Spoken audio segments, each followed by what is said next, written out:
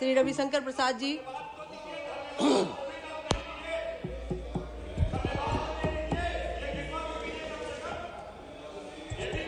माननीय उपसभापति जी,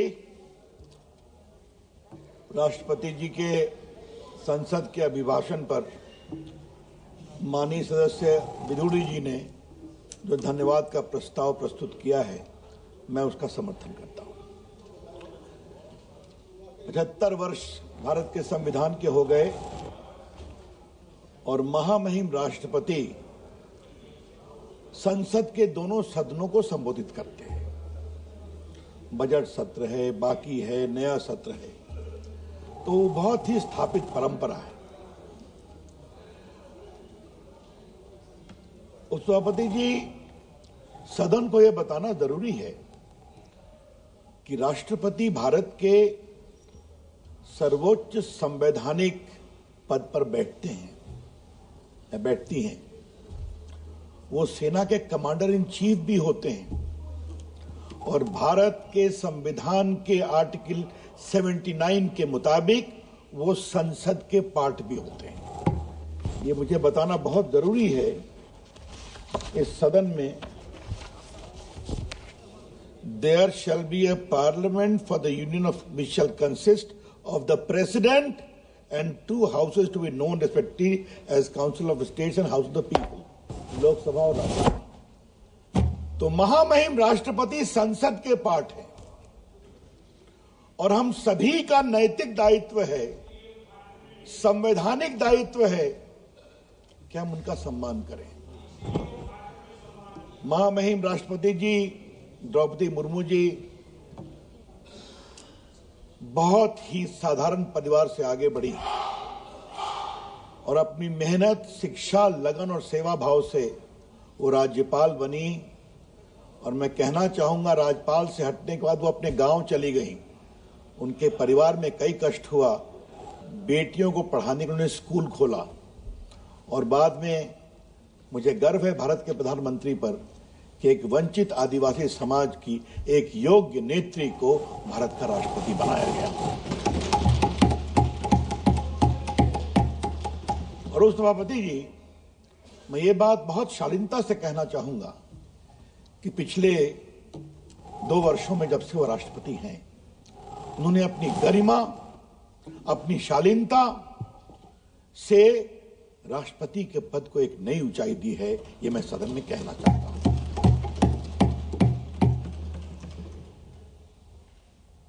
राजनीति में उस सभापति जी विरोध होता है, हम अपनी बात कहेंगे, वो अपनी बात कहेंगे, लेकिन विरोध का कोई अस्तर होगा कि नहीं होगा,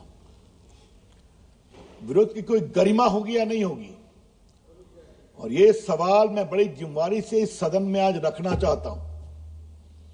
महामहिम राष्ट्रपति के उस दिन के उद्बोधन के बाद एक विपक्ष की बड़ी पार्टी की बड़ी नेत्री ने क्या कहा उनके बारे में? पुअर लेडी, ये शब्द है क्या? क्या मतलब है इसका? आज मैं बहुत गंभीरता से ये विषय उठाना चाहता हूं।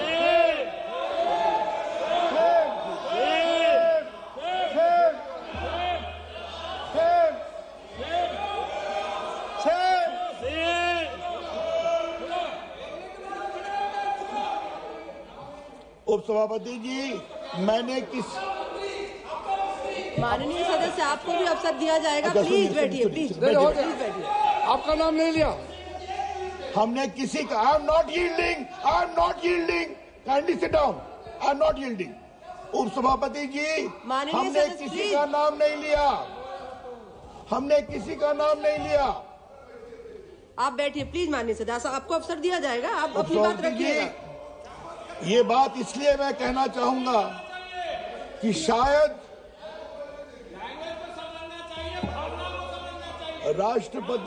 राष्ट्रपति भवन के द्वारा बोला है तो सुनना सीखो। शायद पहली बार एक प्रेस रिलीज करके उसका प्रतिकार करना पड़ा और मैं वो पढ़ना चाहता हूं।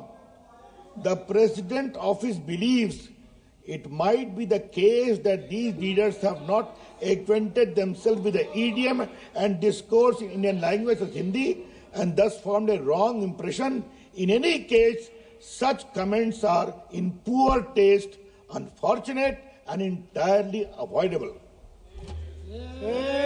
मैंने राष्ट्रपति जी के द्वारा जो टिप्पणी की गई है वो मेरे पास है, और मैं आज इस सदन के ऊपर अपने भाषण में महामहिम राष्ट्रपति जी के द्वारा जिम्मेवार लोगों के द्वारा जो टिप्पणी की गई है उसकी बहुत भर्त्सना करना चाहता हूं। ये गलत है, ये नहीं होना चाहिए था, और हम सबों को बहुत गर्व है महामहिम द्रौपदी मुर्मू जी पर, जिस तरह से उन्होंने आचरण किया, उन्होंने भाषण दिया।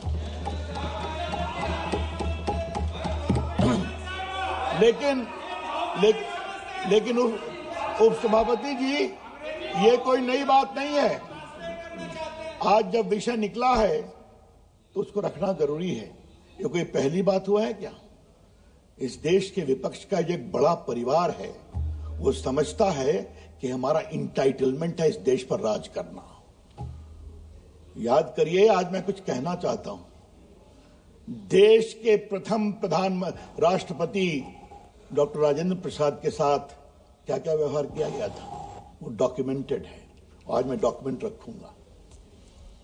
महान नेता थे वो देश के, मेरे अपने प्रांत बिहार से आते थे, और आज मैं सदन को बताना चाहता हूं, राजेंद्र प्रसाद साधारण परिवार से, छपरा के स्कूल से वो कलकत्ता बोर्ड में मैट्रिक में टॉप किए।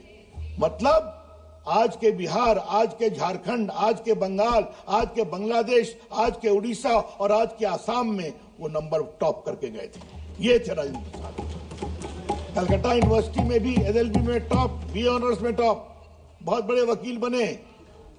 पटना हाई कोर्ट में वकालत किया कलकत्ता के बाद। मुझे बताया लोगों ने 1920 में गांधी जी के कॉल पर उन्होंने वकालत छोड़ी, 20,000 पर महीना उनकी वकालत थी, त्याग कर दिया और बाद में जेल गए। और संविधान सभा के अध्यक्ष के रूप में जो उन्होंने काम किया, सब लोग कहते हैं संविधान बनाने में बड़ी महत्वपूर्ण भूमिका रही।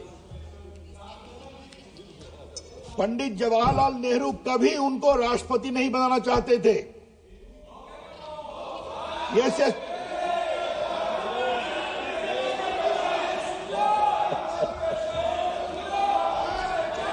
उपसभापति जी, दुर्गादास देश के एक बहुत बड़े पत्रकार थे। उन्होंने 1959 में एक किताब लिखी, India from Curzon to Nehru and after. मैं इसके पेज चैप्टर 13 में इसका विस्तार से जिक्र है कि नेहरू जी 52 में उनको राष्ट्रपति नहीं बनाना चाहते थे, 57 में भी राष्ट्रपति नहीं बनाना चाहते थे, और दो व्यक्ति सरदार पटेल और मौलाना आजाद, इन दोनों ने कहा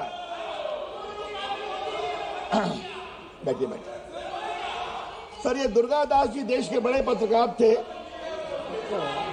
और सर एक बात और जाने सर, ये बहुत जरूरी है सर, डॉक्टर राजेंद्र प्रसाद का निधन 63 में हुआ।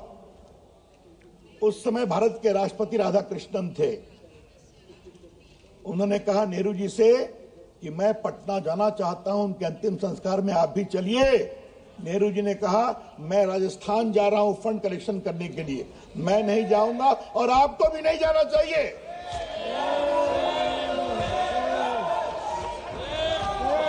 और सर ये मैं पढ़ रहा हूं इस किताब से, कोई छुपाने की बात नहीं है। देखिए, नेहरू टोल्ड, मैं इसके पेज 339 को पढ़ रहा हूं सभापति जी। Nehru told Radhakrishnan that he was going to Rajasthan to collect money for Prime Minister Relief Fund and would not be able to attend the former President's funeral in Patna. He added, I do not see any reason for you to go. Radhakrishnan replied, no, I think I must go and attend the funeral. That respect is due to him and must be paid. I think you should also give up your tour program and come with me. But Nehru stuck to his program. ये सब record की बातें हैं। भारत के प्रथम राष्ट्रपति के अंतिम संस्कार में नहीं गए। सर आज जब बात चली है सर, तो इस किताब की एक और बात कोट करनी है और मैं सदन के सामने रखना चाहूंगा। ये मौलाना आजाद के साथ दुर्गादास हर रविवार को कॉफी पीते थे। और सर, उन्होंने अपने मरने के 2 साल पहले एक बात कही थी, क्योंकि हर संडे को दुर्गादास उनसे मिलते थे। और क्या कहा था सर, मैं उसको आज रखना चाहता हूं।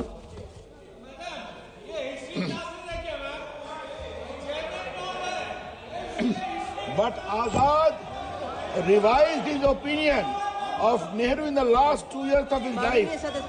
Indeed, इसको सुने, इसको आप लोग भी सुनिए।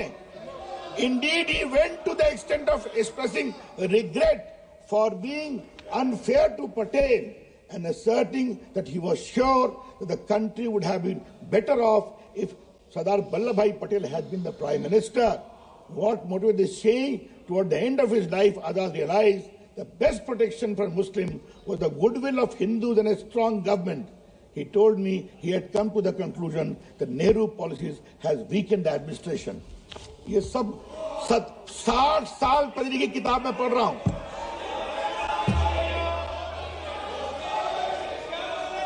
उपसभापति जी, सवाल सिर्फ डॉक्टर राजेंद्र प्रसाद का नहीं है। याद करिए, फखरुद्दीन अली अहमद थे भारत के राष्ट्रपति। इमरजेंसी लगाई गई थी, हम लोगों ने संघर्ष किया था और उनको बिना कैबिनेट के अप्रूवल के इमरजेंसी को साइन करवाया गया। ये राष्ट्रपति को सम्मान देते हैं ये लोग। ज्ञानी जैल सिंह के साथ राजीव गांधी का क्या व्यवहार था, ये सब रिकॉर्ड की बात है, ये हम सभी जानते हैं। और सर, प्रणब मुखर्जी को इन लोगों का बस चलता तो कभी भारत के राष्ट्रपति नहीं बनने देते, ये भी मैं कहना चाहता हूं। ये तो हमारी सरकार है कि उन्होंने सम्मान से काम किया और उनको भारत रत्न भी दिया। ये बात इसलिए मैंने कहा कि माननीय राष्ट्रपति महामहिम द्रौपदी मुर्मू जी के साथ जो टिप्पणी की गई वो नई बात नहीं है, ये इनकी परंपरा में है, ये इनका पॉलिटिकल डीएनए है। हाँ?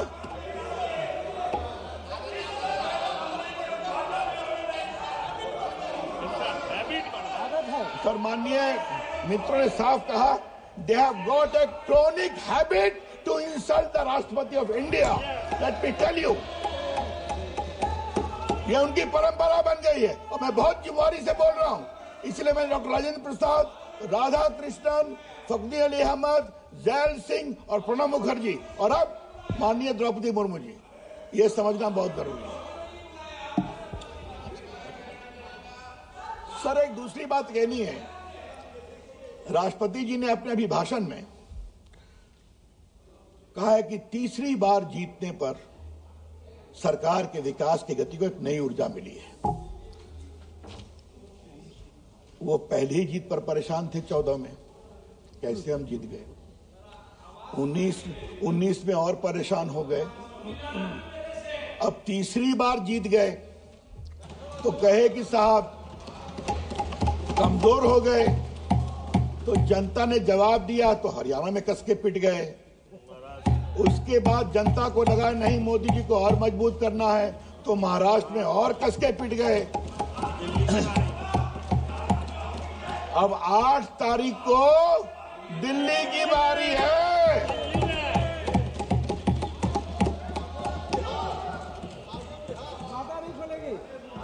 बिहार पर काफी बोलना, आ रहा हूं। सर, इतना सिमटते जा रहे हैं उपसभापति जी, इतना सिमट गए हैं, फिर भी वही अहंकार है, वही गुरूर है, ये मुझे आज तक नहीं समझ में आया।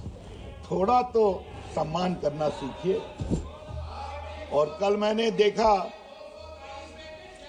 हमारे विपक्ष के गुणी नेता का एक वक्तव्य देखा, हम संविधान बदलना चाहते हैं, वो संविधान बदलने नहीं देंगे। कौन कह रहा है बदलने की बात करें? ये तो आप 2 साल से 3 साल से आलाप कर रहे हैं। लेकिन मैं उनसे कहूंगा, संविधान बचाने की बात करते हैं तो पहले संविधान के संरक्षक राष्ट्रपति का सम्मान करना सीखिए, ये मैं कहना चाहता हूं। मैंने आर्टिकल 79 जान के पढ़ा कि राहुल गांधी पढ़े और समझे। वो तो होमवर्क करते नहीं, आप जानती हैं। तो मैंने आज जान के रिपीट किया कि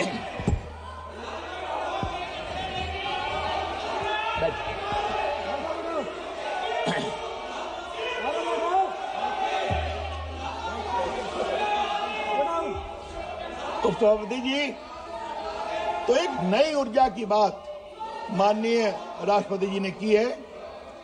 राष्ट्रपति जी ने जो कुंभ में महान आयोजन चल रहा है उसकी भी चर्चा की है। कल रात तक खबर मिली 35 करोड़ लोग स्नान कर चुके हैं, 35 करोड़ लोग। उन्होंने दुख भी प्रकट किया, जो लोग एक हादसा हुआ उसकी भी जांच चल रही है और उस जांच में भी षड्यंत्र की बू आ रही है। जब पूरा जांच सामने आएगी तो वो हादसा किसने करवाया उनको शर्म से झुकना पड़ेगा, ये भी मैं कहना चाहता हूं। उपसभापति जी, मुझे एक बात जरूर कहनी है। ये कुंभ का नाम सुनते और सनातन का नाम सुनते उनको परेशानी क्यों हो जाती है? क्या हो जाता है?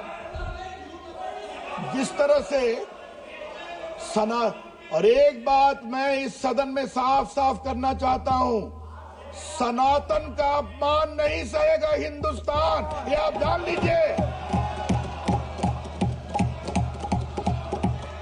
बिल्कुल हमें गर्व है कि हमारे देश में सनातन परंपरा है। और एक बात मैं और कहूंगा उपसभापति जी, बड़ी विनम्रता से, हजारों साल में तो सनातन को लोग कमजोर कर नहीं सके, ये लोग क्या है जो सनातन को कमजोर कर।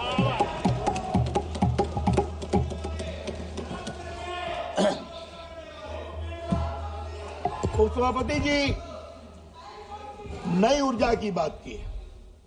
माननीय राष्ट्रपति जी ने देश में बदलाव का भी संकेत दिया है। बदलाव कैसे होता है? कुछ लोग बदलाव की बात करते हैं और कुछ लोग बदलाव की बात नहीं करते, बदलाव को करके दिखाते हैं। ये अंतर है। जब से कहा गया था ना, गरीबी हटाओ, बहुत बड़ा नारा चला था। क्या हुआ? और यहां पर अगर मोदी जी ने कहा कि मेरी सरकार गरीबों के लिए जिएगी, किसानों के लिए जिएगी, तो करके दिखाया। और राष्ट्रपति जी ने अपने अभिभाषण में उसकी चर्चा की है। 80 करोड़ लोगों को खाना मिल रहा है कि नहीं? कितने वर्षों से मिल रहा है? सैकड़ों की संख्या में शौचालय बने हैं कि नहीं? किसानों के अकाउंट में 41,000 करोड़ रुपया 11 करोड़ किसानों के अकाउंट में जाता है या नहीं जाता है? जाता है। आज गांव की सड़कें बनी हैं या नहीं बनी हैं? बनी है।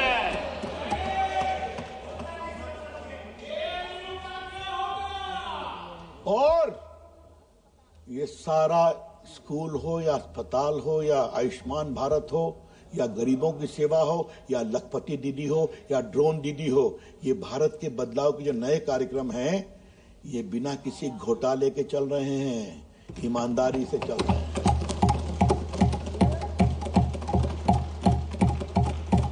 जब 14 में मोदी जी की सरकार आई थी, पहली बार, जिसका जिक्र माननीय राष्ट्रपति जी ने किया है, तो उस समय क्या था उपसभापति जी?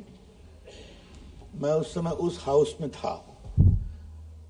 हमने कहा कि अब 1-2 घोटाला हो गया, थोड़ा शांति हो, फिर नया घोटाला आ गया। कभी कोयला घोटाला है, कभी 2G घोटाला है, कभी कॉमनवेल्थ घोटाला है, कभी आपके वो भी है अंतरिक्ष देवास घोटाला। तो सभापति जी, हम लोग पंच तत्व से ये शरीर पंच तत्व से बनता है ना। तो बाद में मालूम हुआ कि उनकी सरकार को यह बताया गया था कि पंच तत्व का सिद्धांत तब तक सफल नहीं होगा जब तक 5 तत्व में घोटाला नहीं करोगे। अब आप देख लीजिए, जमीन का घोटाला करके दिखाया, आकाश का घोटाला, हेलीकॉप्टर घोटाला करके दिखाया, वायु का 2G घोटाला करके दिखाया, जल में सबमरीन घोटाला करके दिखाया, और ये सब नहीं छोड़े तो पाताल भी चले गए, कोयला घोटाला कर दिया। क्या बोलेंगे ये लोग? और आज जो स्थिति आ रही है, मोदी जी की सरकार ईमानदारी से काम करती है, ईमानदारी से काम करती है। और मैं उनको आज उनके खींच को मैं समझता हूं। राजीव गांधी का एक वक्तव्य था ना कि मैं दिल्ली से 1 रुपया भेजता हूं, जमीन पर 15 पैसा पहुंचता है। मोदी जी की सरकार में 100 रुपया भेजते हैं तो गांव में 100 रुपया पहुंचता है। ये अंतर है डिजिटल तरीके से। सभापति जी, थोड़ा मैं देश की अर्थव्यवस्था के बारे में बोलना चाहता हूं, क्योंकि महामहिम राष्ट्रपति ने उसकी चर्चा की है। बाकी चूंकि हमारे बहुत ही गुणी मित्र रामवीर बिदुड़ी जी ने बाकी क्या शौचालय कितने बने, क्या बने, वो चर्चा की है, तो मैं उसको रिपीट नहीं करूंगा। लेकिन अर्थव्यवस्था पर कुछ बोलना जरूरी है। याद करिए कांग्रेस वालों, 2014 में भारत की अर्थव्यवस्था थी फ्रेजाइल 5, मतलब इतनी कमजोर 5 कि कब गिर जाए पता नहीं। और आज मैं अपना एक व्यक्तिगत अनुभव इस हाउस में बताना चाहता हूं। मैं 13 में सभापति जी न्यूयॉर्क गया था एक सेमिनार को एड्रेस करने के लिए। उस समय मैं विपक्ष में उपनेता था राज्यसभा में। तो मालूम हुआ कि मैं आया हूं, मैं एक निजी यात्रा पर था। तो जितने भारत में पूंजी निवेशक हैं, हम आपसे मिलना चाहते हैं। हमारा पैसा सेफ है कि नहीं सेफ है? क्या अब हिंदुस्तान की अर्थव्यवस्था डूबने जा रही है? सभापति जी, हम उनकी तरह नहीं है कि विदेश में जाके भारत की आलोचना करें। हमने एक ही बात कहा कि नहीं, भारत ठीक होगा। उन्होंने कहा कि क्या आपकी सरकार आ रही है? हमने कहा जरूर आ रही है, और भारत की अर्थव्यवस्था मजबूत करेगी। और आज वो फ्रेजाइल 5 से भारत की इकोनॉमी टॉप 5 पहुंच गई है। सभापति जी, मैं इसमें क्या वर्ल्ड बैंक, क्या इन्वेस्टर्स, इन सबों ने भारत की अर्थव्यवस्था की भूरी भूरी प्रशंसा की है। मुझे मालूम है उनको पछता नहीं है, इसलिए उनकी परेशानी मैं समझता हूं। लेकिन अगर आपको 5वां से परेशानी है तो हम तीसरा भी करके दिखाने वाले हैं। आप देखिए, भारत की अर्थव्यवस्था दुनिया की तीसरी इकोनॉमी बन के दिखाएगी। इसलिए सर पूंजी निवेश कैसे होता है, यह बहुत बेसिक बात समझने की जरूरत है। आपके यहां सरकार कैसी है, सरकार स्टेबल है कि नहीं, पॉलिसी स्टेबल है या नहीं, निर्णय ईमानदारी से होते हैं या नहीं, ये सब बातें देखनी पड़ती है। और जब ये होता है तो जनता विश्वास करती है, क्योंकि भारत की उद्यमशीलता पर। आज देखिए, माननीय राष्ट्रपति जी ने भारत के डिजिटल बदलाव की चर्चा की है। क्या है डिजिटल बदलाव? ये digital India, make in India, startup India, stand up India, ये सब जो कार्यक्रम शुरू किए गए, आज वो आधार का कितना विरोध किया था इन लोगों ने। आज आधार के माध्यम से जो डिजिटल बायोमेट्रिक्स है वो सीधा आपके अकाउंट में पहुंच रहा है। 135 करोड़ आधार कार्ड है sir. Madam, 120 crore mobile phone है, जिसमें 95 करोड़ स्मार्टफोन है, सब में इंटरनेट है। आज गांव-गांव में लोग मोबाइल का उपयोग करते हैं और गूगलिंग करते हैं और सर्फिंग करते हैं। ये देश का बदलाव हुआ है। आज देखिए, पूरा कोरोना के समय वर्क फ्रॉम होम काम हुआ कि नहीं, अदालतों में सुनवाई हुई या नहीं हुई, स्कूलों में पढ़ाई हुई या नहीं हुई, पूरा देश डिजिटल इंफ्रास्ट्रक्चर से चला। और आज डिजिटल पेमेंट जिसकी चर्चा माननीय राष्ट्रपति जी ने की, क्षमा करें, भारत का डिजिटल पेमेंट दुनिया का 50% यहां होता है। क्यों? गरीब आदमी भी, इनको परेशानी होती है कि गरीब आदमी इंपावर होता है, इनको परेशानी होती है कि एक ऑटो वाला, एक रिक्शा वाला, एक सब्जी वाला भी आजकल डिजिटल पेमेंट एक्सेप्ट कर रहा है। इससे इनको परेशानी होती है कि मोदी जी ने क्या कर दिया। तो हम करते रहेंगे क्योंकि बदलने की हिम्मत है हमारे पास और हमारे नेता की सोच है जो जमीन पर उतारते हैं, इसलिए कर रहे हैं। उपसभापति जी, एक दो बात विदेश नीति और रक्षा नीति की होती है, उसकी चर्चा महामहिम राष्ट्रपति जी ने की है। याद करिए इनकी सरकार में क्या आलम था कि देश के सैनिकों को बुलेट प्रूफ जैकेट नहीं थी, याद है ना? इस पर चर्चा बहुत हुई है इस सदन में, और बुलाइए रिकॉर्ड देखिए। अगर बाहर से नहीं पहुंची वेपन तो लड़ाई करना मुश्किल। आज मोदी जी की अगुवाई में जो माननीय राष्ट्रपति जी ने कहा है, भारत में यह हाल है कि हम भारत में मेड इन इंडिया डिफेंस ही नहीं बना रहे हैं, उसको बाहर एक्सपोर्ट भी कर रहे हैं लगभग 20,000 करोड़ रुपए का। अभी आपने देखा होगा 2 बड़े बड़े युद्धपोत मेड इन इंडिया माननीय प्रधानमंत्री जी ने वहां डेडिकेट किया है। और सरहद पर सड़कें बनी हैं, निकलिए लद्दाख से पहुंच जाइए अरुणाचल, आपको हर जगह सड़कें मिलेंगी। उस सभापति जी, आज इस सदन में मैं एक बात कहना चाहता हूं।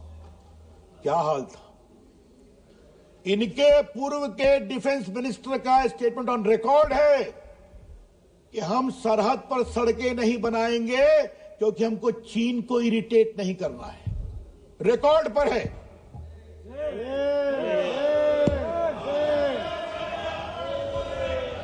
अब देखिए बस, अच्छा बैठिए।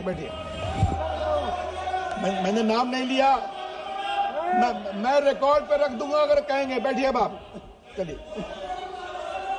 उस सभापति जी, एक बार गडकरी जी अध्यक्ष थे हमारी पार्टी के, उन्होंने कश्मीर के स्थिति का अध्ययन करने के लिए एक कमेटी बनाई थी, राजनाथ जी अध्यक्ष थे, मैं उसका सचिव था। हम लोग लद्दाख गए थे, वहां पर बताया गया, madam I am not yielding, madam I am not yielding, madam मैं यील्ड नहीं कर रहा हूं मैडम। किस rule?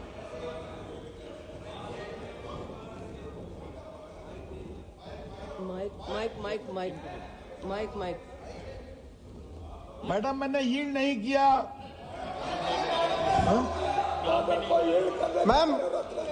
Ma'am, rules to be observed while speaking, 352. A member while speaking shall not make a personal reference by making way of an allegation, very good. putting a motive of questioning the bona fides of any member of the House. Ma'am, he's been continuously referring to Rahul Gandhi ji, former defense minister, while speaking. He was a former law minister, ma'am. He knows the rules and procedures of the House. It has to be removed. Madam, he's making an allegation about China, which is baseless and political. It has to be removed from the record, ma'am. मैं एक सार्थक आलोचना कर रहा हूं राष्ट्र की सुरक्षा के मामले में। मैंने किसी का नाम नहीं लिया है। अगर वो नहीं समझते तो बैठिए।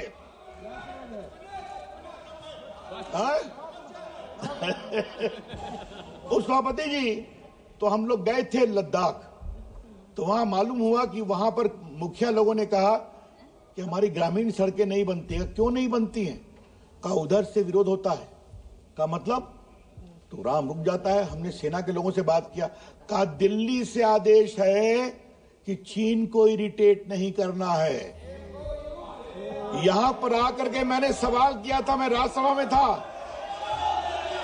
वो कहा गया कि रवि जी ये सवाल मत पूछिए, ये बहुत सेंसिटिव है। और आज हमारे मोदी जी की सरकार है, कोई कुछ भी कहे, लद्दाख से अरुणाचल तक सड़कें बन गई है और सेना की गाड़ी दौड़ती है। क्या बात करेंगे?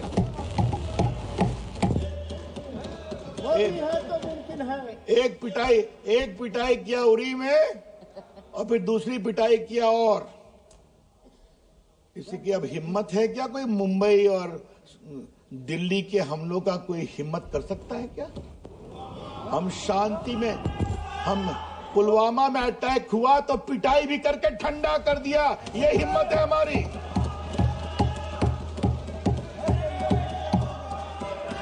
और आज उपसभापति जी, आज कश्मीर का चुनाव हो गया, कितना हल्ला करते थे लोग, 370 हटेगा तो तूफान आ जाएगा, भूचाल आ जाएगा। अब देखिए, हमारे एक साथी ने सही कहा, खून का नदी भाई, ये भी बोलते थे। आज मुझे गर्व है अपने नेता नरेंद्र मोदी जी के लीडरशिप पर, हिम्मत दिखाई और करके दिखाई। और आज मैं गृह मंत्री माननीय अमित शाह जी का भी अभिनंदन करना चाहूंगा, जिस हिम्मत के साथ उन्होंने पूरे मामले को क्रियान्वित किया। कितनी शांति है, देखा आपने? जिस लाल चौक पर पाकिस्तान का झंडा लहरता था, आज वहां तिरंगा लहरता है और भारत माता की जय हो।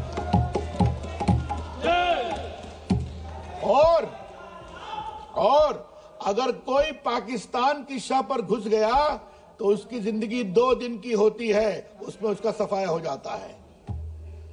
क्या अंतर है?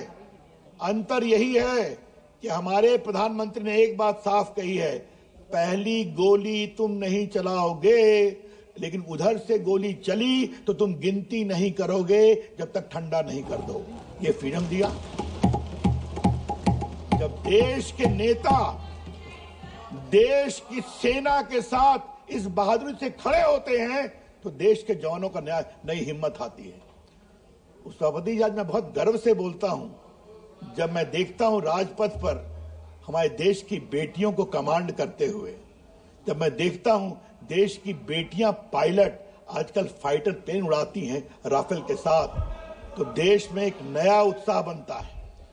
क्या वो ड्रोन दीदी हो या जेट की पायलट दीदी हो, क्या वो बीमा सखी हो या बीएसएफ सीआरपीएफ की जवान लेडियां, हमारी बहनें जो सरहद पे सुरक्षा करती हैं, देश की बेटियों को एक नया सम्मान दिया है। जो महामहिम राष्ट्रपति जी ने अपनी बात कही है, और ये इसीलिए हुआ उपसभापति जी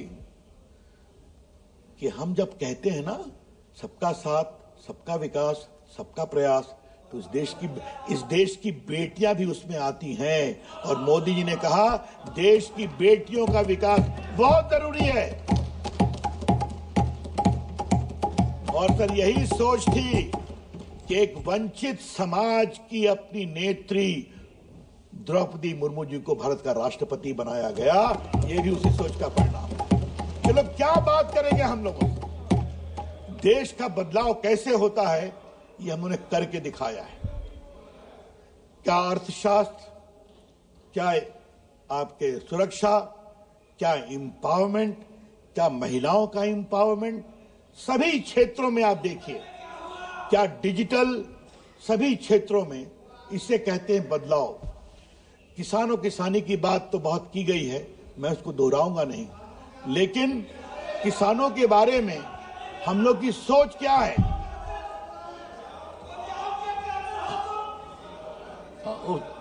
अरे भाई, जरा सा 84 याद रखो, हम पर बहस मत करो, चुप रहो। चलो, हाँ, 84 में क्या हुआ था, आप उनके साथ खड़े हो, जरा शांत हो जाओ।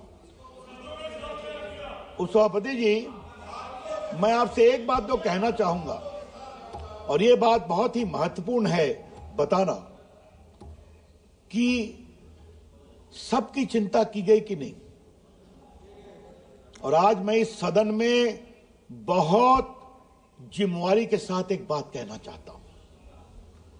अगर गैस फ्री दिया गया तो क्या उसमें हिंदू मुसलमान देखा गया? नहीं।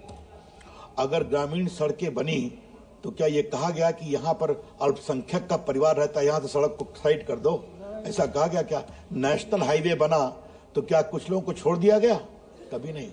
हमें कोई वोट दे या न दे, हम कहते हैं सबका साथ, सबका प्रयास, तो सबके लिए हम काम करते हैं। ये काम करके दिखाया।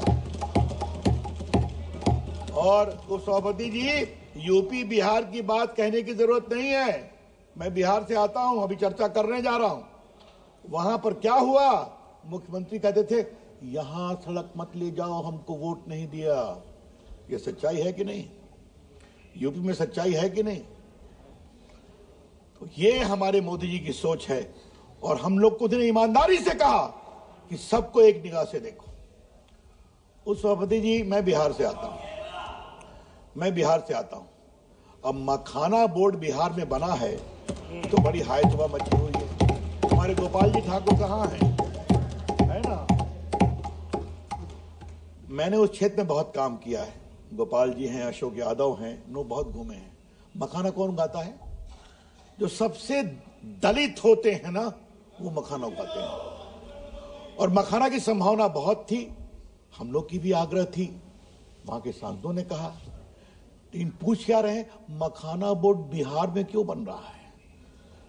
सभापति जी, आज थोड़ा मेरी बुद्धि चकरा गई, तो मुझे लगा कि सदन में थोड़ा मुझे बताना जरूरी है। टी बोर्ड कहां है? कलकत्ता में। रबर बोर्ड कहां है? कोट्टायम, केरला में, क्योंकि बंगाल में सबसे अधिक चाय पैदा होती है असम के साथ, और केरला में रबर पैदा होता है। कॉफी बोर्ड कहां है? कर्नाटका में। कॉटन कॉर्पोरेशन ऑफ इंडिया कहां है? मुंबई में, क्योंकि महाराष्ट्र में सबसे अधिक कॉटन होता है।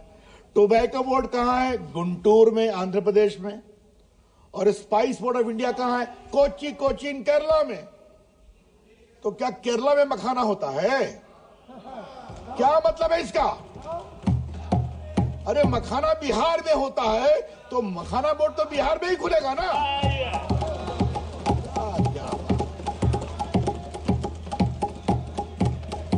तो सभापति जी, एक नारा हम लोग सुनते थे बचपन में, पढ़ना लिखना सीखो।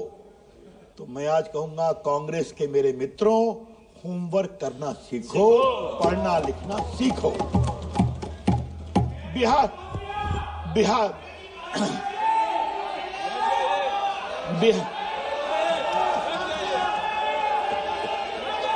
बिहार का विकास क्यों नहीं होगा?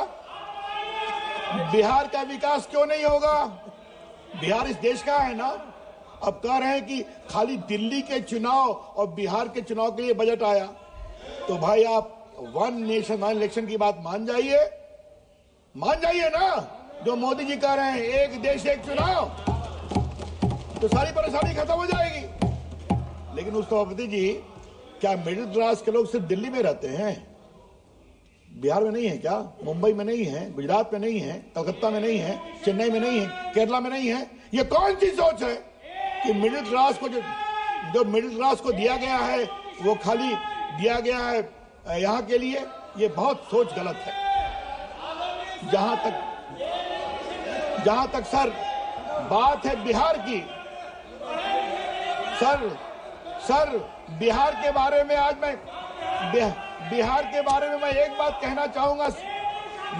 मुझे गर्व है कि मैं पूर्वांचली हूं। बैठिए। अच्छा बैठिए। माननीय सदस्य बैठिए।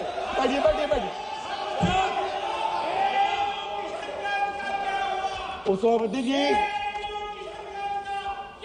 माननीय राष्ट्रपति जी ने अपने भाषण में पूर्वोत्तर के विकास की चर्चा की है और पूर्वोदय की भी चर्चा की है। और मुझे गर्व है कि मैं भारतीय हूं, और मुझे गर्व है कि मैं बिहारी हूं और पटना का सांसद हूं। विकास होना चाहिए, सबका विकास होना चाहिए। और आज जो लोग कह रहे हैं, तो मेरा एक और परिचय है माननीय उपसभापति जी, मैं सांसद भी हूं, पेशे से वकील भी हूं। मुझे प्रभु राम लल्ला और हिंदुओं का केस अयोध्या में बहस करने का सौभाग्य मिला हाईकोर्ट लखनऊ बेंच में। और चारा घोटाला, अलकतरा घोटाला में सीबीआई इंक्वायरी कराने वाला वकील भी मैं ही हूं। स्वर्गीय सुशील मोदी हमारे पिटिशनर थे। उस 15 साल में बिहार में क्या होता था, कितनी लूट होती थी, कितना भ्रष्टाचार था, ये सभी जानते हैं। आज जब बिहार बदल रहा है तो परेशानी हो रही है क्या? आज जब बिहार आगे बढ़ रहा है तो दर्द हो रहा है क्या? बिहार का विकास हो रहा है और हमें बहुत प्रसन्नता है कि ये विकास। ठीक है, बैठिए। उपसभापति, अच्छा आप बैठिए। अच्छा बैठिए। उपसभापति जी, आज इस पूर्वांचल से बाबू कुंवर सिंह आते हैं, पूर्वांचल से विद्यापति आते हैं, इसी पूर्वांचल से भिखारी ठाकुर आते हैं, इसी पूर्वांचल से स्वर्गीय राजेंद्र प्रसाद, लोकनायक जयप्रकाश नारायण आते हैं, इसी पूर्वांचल से रामधारी सिंह दिनकर आते हैं, और इसी पूर्वांचल से भारत रत्न गरीबों के मसीहा कर्पूरी ठाकुर आते हैं, जिन्होंने विकास का काम किया है। पूर्वांचल में पूर्वी उत्तर प्रदेश भी है। हमारे तो प्रधानमंत्री जी काशी से ही सांसद है, पूर्वांचल से सांसद है, बैठे हुए हैं सब पूर्वांचल से। हाँ सब धन्यवाद। और हमारे धर्मेंद्र यादव जी कहां बैठे हुए हैं कि गायब हो गए? आप बैठिए बैठिए बैठिए। आजमगढ़ भी पूर्वांचल में आता है, धर्मेंद्र बाबू ध्यान रखिए, बैठिए। सर आज पूर्वांचली दिल्ली में बसे हुए हैं, देश भर में बसे हुए हैं।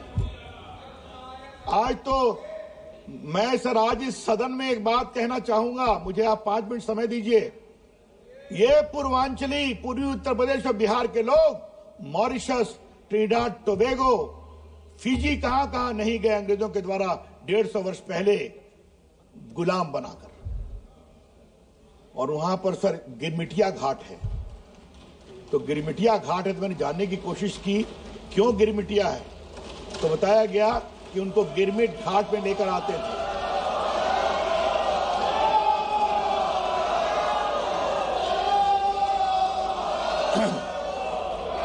आज उस संघर्ष से वहां राष्ट्रपति प्रधानमंत्री बने, तो हमें उस पूर्वांचलियों का हमें सम्मान करना चाहिए। तो आज जो ये पूर्वांचलियों को लेकर कुछ लोगों के मन में परेशानी है, भारत का भी विकास होगा, नॉर्थ ईस्ट का भी विकास होगा और पूर्व उदय भी होगा, ये महामहिम राष्ट्रपति जी ने एक बात कही है। एक अंतिम बात जो मुझे कहनी है सभापति जी, सरदार पटेल के 150 वर्ष पूरे हो गए, उनकी जयंती हम मना रहे हैं। हमने क्या उनके साथ न्याय किया? क्या बड़े सम्मान से महामहिम राष्ट्रपति ने उनको याद किया है। और मैंने कई चीजें पढ़ी दुर्गादास की किताब से, और मैं फिर रिपीट करना चाहूंगा। सरदार पटेल मरे 1950 में, उनको भारत रत्न मिला 1991 में। क्यों? देश के रत्न थे। 550 रियायतों में एक को छोड़कर बाकी सब रियासतें सरदार पटेल ने हैंडल किया, वहां कोई समस्या नहीं है। एक नेहरू जी ने हैंडल किया कश्मीर को, नरेंद्र मोदी को आना पड़ा उसको संभालने के लिए, और आज वो वहां चुनाव होकर जुड़ा।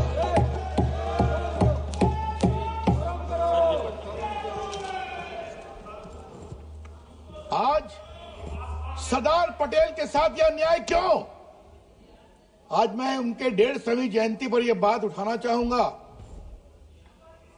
माननीय स्पीकर सर, इस बात को समझना बहुत जरूरी है कि 91 में कौन थे भारत के प्रधानमंत्री?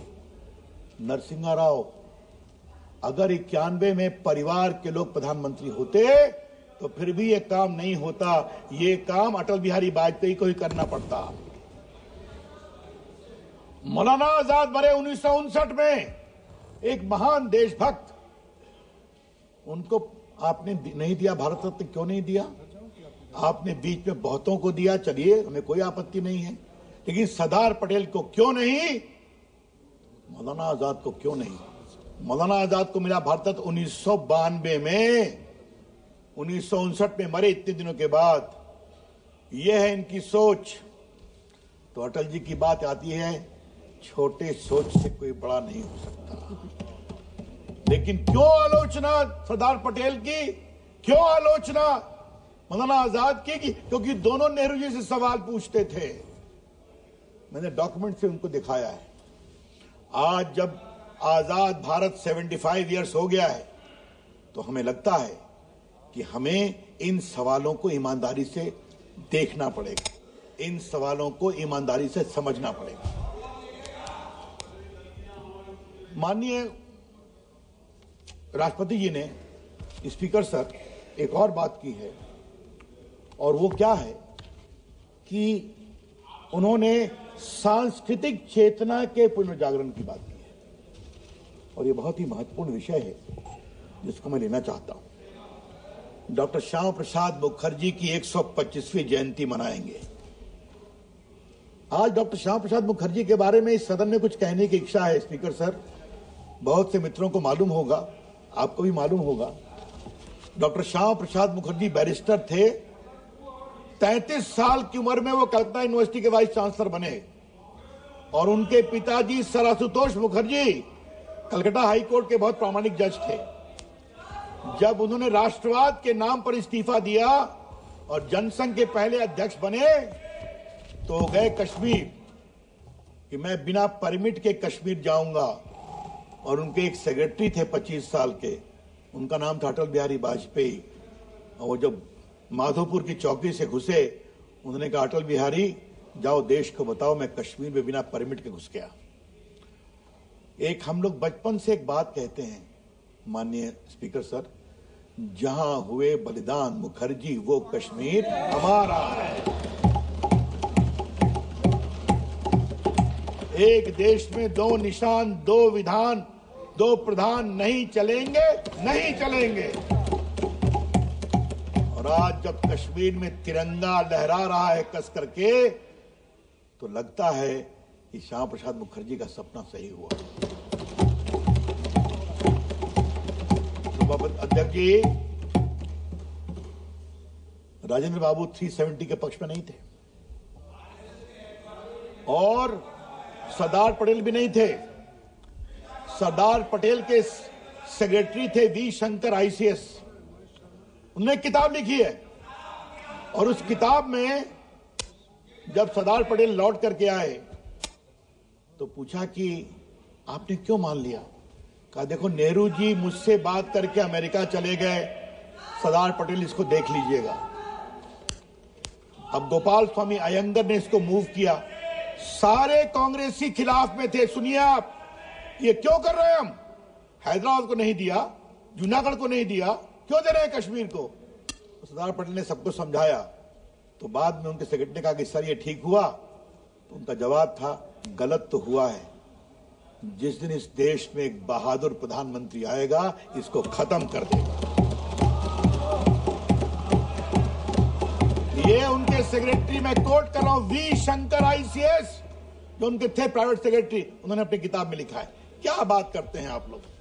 तो आज श्यामा प्रसाद मुखर्जी के जब पूरे 125 वर्ष पूरे हो रहे हैं, तो हमें बहुत आगे बढ़ाना है। एक दूसरी बात कहनी है, आज हमारे प्रधानमंत्री जी ने जिस तरह से भारत के सांस्कृतिक केंद्रों के प्रतिष्ठापन की बात की है, वो अपने आप में बहुत ही महत्वपूर्ण है, और मैं उसकी भी चर्चा करना चाहूंगा, जिसमें भगवान महावीर की 25वीं जयंती, महाकवि संत तिरुवल्लुवर की स्मृति में कई सांस्कृतिक कार्यक्रम, काशी तमिल संगम, काशी तेलुगु संगम, सौराष्ट्र तमिल संगम। ये काशी तमिल संगम की बात इन लोगों को क्यों नहीं सूझती कभी? इतने साल राज किया इन लोगों ने, जो हमारे Tamil Nadu, my friends from Tamil Nadu, could they never think that there is a need to bring Tamil Nadu and Kashi together because of the great historical cultural linkage? कभी नहीं। इसलिए एक बात उठती है माननीय सभापति जी, अध्यक्ष जी, वोट बैंक की। ये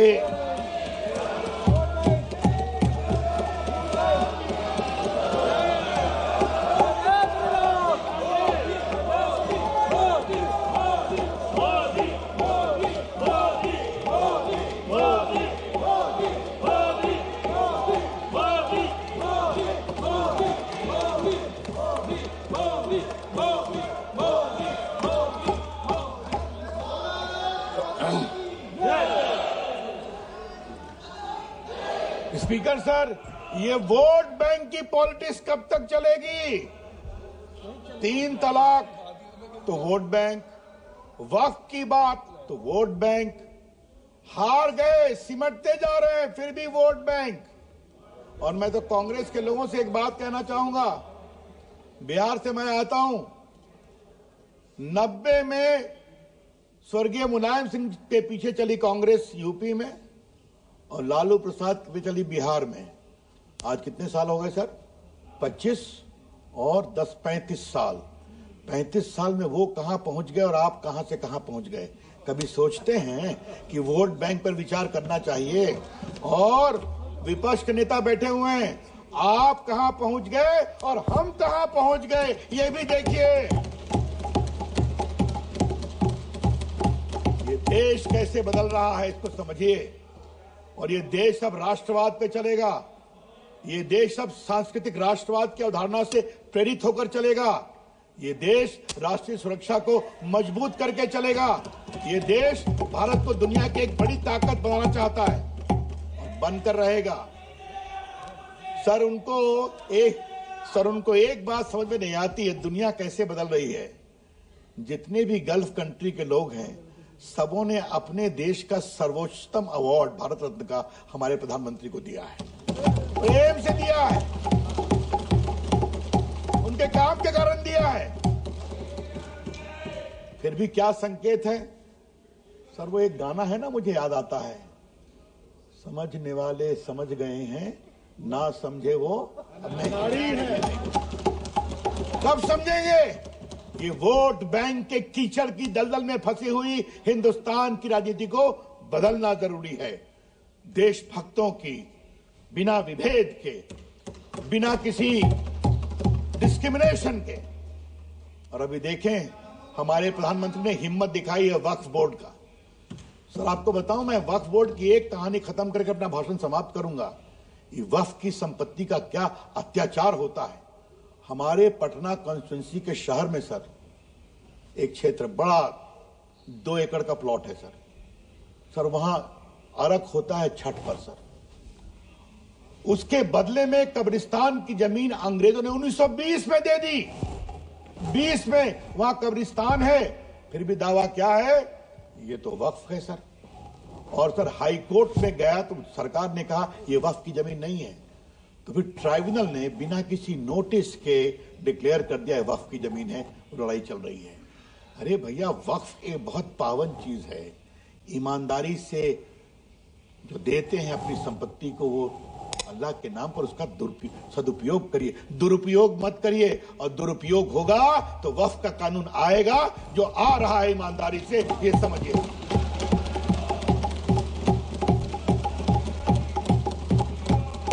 अध्यक्ष जी, मैं इतना ही कहूंगा, महामहिम राष्ट्रपति जी का भाषण समग्रता का है, सर्वव्यापी, सर्वस्पर्शी, ऑल इनकम्पासिंग। जहां गरीब की चिंता है, जहां बदलाव की चिंता है, जहां भारत के आर्थिक विकास का आत्मविश्वास है, भारत की सेना सुरक्षा के बारे में एक नया संकल्प वो मोदी जी की सरकार के द्वारा दिखाई पड़ा है, जो कश्मीर की स्थिति है, और जिस तरह से इंफ्रास्ट्रक्चर में कश्मीर से कन्याकुमारी और सिलचर से सूरत तक भारत जुड़ा है, उसकी भी कहानी है। यही तो एकता होती है ना, यही एकता होती है। आज कोई निकलता है सूरत से तो मन करता है चलो गाड़ी से ही कामाख्या चले जाएं, दर्शन करके आ जाएं। और मैंने सर वो जगह देखी है कन्याकुमारी में, जहां कश्मीर से कन्याकुमारी की सड़क समाप्त होती है। मैं वहां गया था सर, और मैं उस गोल चक्कर पर रुका और मैंने स्वर्गीय अटल बिहारी वाजपेयी जी को सम्मान दिया और प्रधानमंत्री नरेंद्र मोदी जी को सम्मान दिया कि अगर एक सपना होता है, कितना विरोध हुआ था इनके द्वारा, ये क्या कर रहे हो, कहां से जमीन आएगी, कहां से लोहा आएगा, कहां से सीमेंट आएगा। और आज देखिए कश्मीर से कन्याकुमारी सड़क बन गई। और देखिए सर, विकास की भूख होती है तो पार्टी के काम से मुझे 5 आसाम की लोकसभा देखने का दायित्व मिला था। मैं सर लौट रहा था तो रास्ते में लगभग 1,000 आदिवासी खड़े थे। कहे कि आप आए हैं, हमारी इस नेशनल हाईवे में 25 किलोमीटर नहीं बना है, बनवा दीजिए। हमने पहले विरोध किया था। ये होता है विकास की भूख, जब ईमानदारी से उसको काम किया जाता है। सर वो जितना बोले, देश आगे बढ़ेगा, दुनिया में नाम करेगा। हमारे नेता दुनिया के एक लोकप्रियतम नेता हैं, उनकी बात दुनिया सुनती है और सुनेगी।